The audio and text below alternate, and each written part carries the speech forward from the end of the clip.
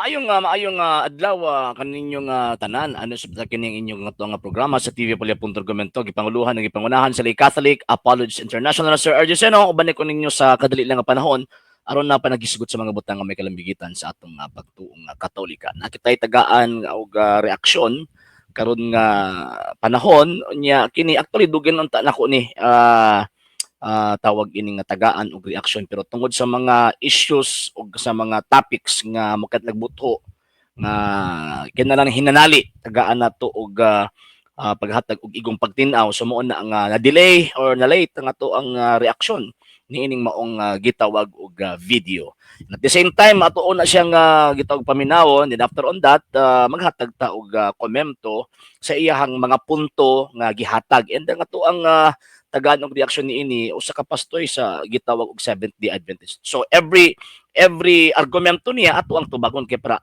at least matinaw sa mga tigpaminaw og tigtan-aw niining ato ang gitawag og programa. So ato nang paminawon, then after on that maghatag ta og komento. Nako ni ang kunon nga ako'y nagsulat og kung dili tungod nako walay Biblia. Actually, yes. Sa tinuod lang, pwede nimo na angkunon, pero mo na giingon nga claiming and proving are two different things. Lahi ng managlahi ng panag-angkon o gitawag og pagpamatuod. So kung moangkon ka, pwede kayo imuha ng katungod nga moangkon ka. Pero proibahi una nga kanang imong pag-angkon tinuod, unya mag-provide ka gitawag og ebidensya. Unya atong hinumduman nga ang Seventh-day Adventist Church diin na asa ni nahimong nga pastoy ang atong higala gitukod ra baya ni adtong 1863. So existido na ang balaang kasulatan kung gitawag og Biblia. So buti pasabot dili gyud makaangkon bisan pagkapila mo angkon. Bisan pagkamilyon mo ka beses mo angkon na kanang Biblia inyo na mahimo mong bakakon nganuman existido na ang Biblia, una paning buto ang inyong pundok. Unlike sa Iglesia Katolika, Apostolika Romana, mga sir nga mga ma'am, yes, ni angkon siya, pero nag-provide siya evidence. Nag-provide siya ebidensya. Nga kanang maong gitawag og Biblia, siya responsable nga nagpagawas ni ana og nag-ingon nga kini tawagong Biblia og ang Biblia tuuhan nato nga pulong sa Dios. Bisan pagdili mabasa sa Biblia letra por letra kay mao kana ang gilatid sa kasaysayan ug mao kana ang gilatid sa kamatuoran nga ang Santa Iglesia Katolika Apostolika Romana mao ay nagpagawas ang Biblia. So therefore siya ang tag-iya kay libro man na. Libro man na, di ba? Kay libro man na responsableng nagpagawas ana og ang responsableng nagpagawas ana mo na tag-iyaan ng libro. At the same time, siya ang interpreter ni anang maong kasulatana. So manatis ato ang gitawag og maklaro. Next point. Pero abi ninyo no, wala joy bisag usa na lang kalinya nga mabasa og kinsa nga pundok o relihiyon ang manag-iya niining Biblia. It is a fallacy of silence. Nga naman, tungod kay daghang mga butang nga dili mabasa sa Biblia apan nag-exist nga gitawag og kamatuoran. Bisan pag dili mabasa letra por letra sa balaang kasulatan ng Iglesia Katolika Apostolika Romana, maong tag-iya sa gitawag og balaang kasulatan. Nga naman kay number one, self-serving siya. Umingon siya ako tag-iya ini. Nga kabalo man siya nga siya responsableng tag-iya gyud ana. Di ba? Kinsa man pud ang iyahang kwan, kinsa man pud ang iyahang pahambugan kumbaga. Nga si tag-iyaan ng balaang kasulatan. Seventh-day Adventist nga sa panahon nagipagawas ang balaang kasulatan or Biblia, wala pa may Seventh-day Adventist na nga panahon. Napagawas ang maong libro nga gitawag ng Biblia karon o gituwan sa mga Katoliko nga pulong sa Ginoo or pulong sa Dios ni abtong 4th century pa. Ang Seventh-day Adventist ni gawas 1863. So mo na nga dili gyud ka tawag ini makabasa nga naman kay for the first 1,000 years wala may laing Kristiyanong pundok ang nag-exist. Ang simbahang Katolika raman. So sa may purpose kung butangan pamanigihang gitawag og pangalan. Number two nga gitawag og punto. Dili gyud pwede nga butangan niya og pangalan kung kinsa tag-iyaan ng balaang kasulatan nga naman kay again ang Santa Iglesia Katolika Apostolika Romana nga mao responsableng nagpagawas ana mao man ang gitukod ni Kristo. Dili man ang simbahang Katoliko dili man gitukod og Amerikano, dili man pareha sa Seventh-day Adventist nga gitukod og Amerikano. So mo na nga kung sakman pa ba kanang fallacious illogical argument kung baga kung yung kagadi ka doon kay dili mabasa dili tinuod imbento ng protestante dili na gikan ni Ginoong Jesucristo. Next point. Kay bao ba mo og nganong wala gisulti sa Biblia og kinsa nga pundok ang tag-iya niini? Number 1, ang Biblia pulong sa Ginoo og dili pinaagi sa kahago sa tao. Kunya, asa po na mabasa sa Biblia nga ang Biblia pulong sa Ginoo. Kinsa mang mga apostol o even nga atong Ginoong Jesucristo, nagsulti ba sila nga ang Biblia pulong sa Ginoo? Never gisulti sa Ginoong Jesucristo sa mga apostol nga ang Biblia pulong sa Ginoo. Pero sabi ninyo, Pastoy, kinsa nagsulti ana? Nga ang Biblia pulong sa Ginoo, ang Iglesia Katolika Apostolika Romana. Muna kami mga Katoliko, bisan pagdili mabasa letra por letra, nituo mi nga ang Biblia pulong sa Ginoo tungod kay gitudlo ka na sa iglesyang gitukod sa ato ang Ginoong Jesucristo. Kung tama ang imong premise nga di ka motuo kay way mabasa sa Biblia kung kinsa tag-iya ana, subuti pasabot karon sa imong first point nga ang Biblia pulong sa Ginoo di man na mabasa sa Biblia letra por letra. Subuti pasabot imong gisungan ang imong kaugalingong argumento nga kung di mabasa di tinuod. Number 2 point sa first tawag ining argument niya nga ang Biblia pulong sa Dios. Wa may mga apostol nagtudlo nga ang Biblia pulong sa Dios. Wala may mga apostol. Again, ang simbahang Katoliko na nitudlo ana. Kanang Biblia, kanang libruha tawagong Biblia. Kanang libruhang gitawag og Biblia tawagon na or tuuhan sa mga Kristiyano. Kristiyano at the time, wapay Seventh Day Adventist ana.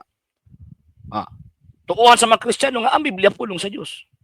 So buti pasabot, tama ang baruganan sa Iglesia Katolika Apostolika Romana bisan pagdili mabasa tuuhan nga naman tungod kay nituo mi even gani ka mo nangopya mo nga ang Biblia pulong sa Dios bisan pagdili mabasa sa Biblia letra por letra.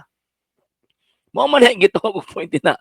So karon, ang akong question na nila kinsa pinagtudlo ninyo nga ang Biblia pulong sa Dios? Wa man na mabasa sa Biblia. Kung di dia mabasa sa Biblia, ang prinsipyo niyo dituhan, pero ang pangutana nga nito umugbutang nga di mabasa. Next point. Ikaduha, kini nga kasulatan para sa tanang katawhan sa tibuok kalibutan.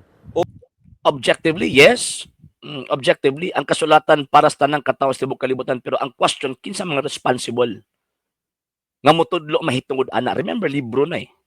Dili mo gawas ang libro kung walay responsableng magtutudlo anang libro ha. So karon, kinaaman ng libro ha, kinsa may responsableng nagpagawas ana. Kinsa may responsableng interpreter ana, nga naman kay dili pwede ang tanang tao interpreter.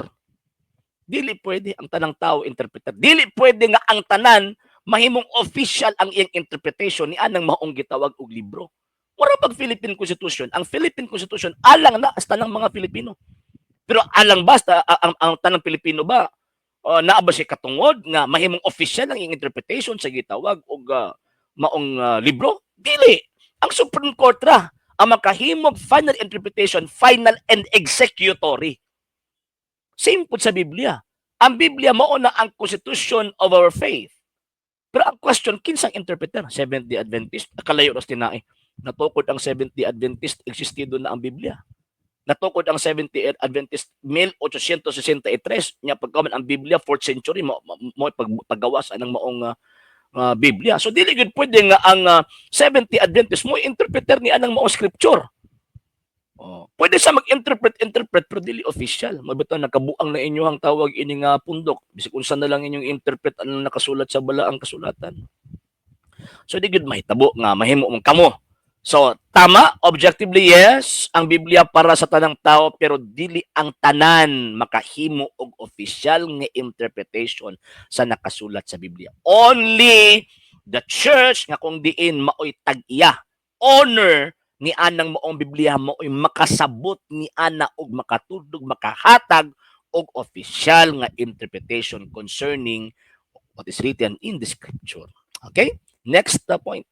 Ug ang ikatulo, aron walay tawo nga hambugiro ug moingon sa kadaghanan, ako'y nagsulat og tag-iya sa kasulatan. Actually, dili man matawag nga hambugiro kung nagtug-ang kag tinuod, di ba? Mahimo lang hambugiro kung tawag ining mangangkon ka nya dili ikaw ang responsable nga nag-exist ni anang maong gitawag og libro ha. Ang hambugiro kanang mga tao ba nga bitaw nga bisag walay kagahom nga mag-interpret ni anang maong scripture, magpalumalo mag-interpret unya magtukod pagyud og ilahang kaugalingong sekta. Same sa gibuhat ni Ellen G. White ug sa iyang mga kabarkadang Amerikano. Wa ng mga hambugiro. Pero ang samtegla sa Katolika, Apostolika, Romana, sadyang niingon siya, amo ning Biblia. Sadyang niingon siya nga, kining libro ha tawagong Biblia, kining libro ha tuuhan nato nga pulong sa Dios, dili man na hinambog, kay mao man ni tinuod. Mao man ni kamatuuran. Mabitaw, dulan 1,500 katuig na ang nilabay. Gituuhan na sa tanang mga Kristiyano nga ang Biblia pulong sa Dios. Nga naman tungod kay ang simbahang Katolika ana ay authority, di lang kay simpleng human authority, kundi divine authority to teach and to interpret what is written in the scripture.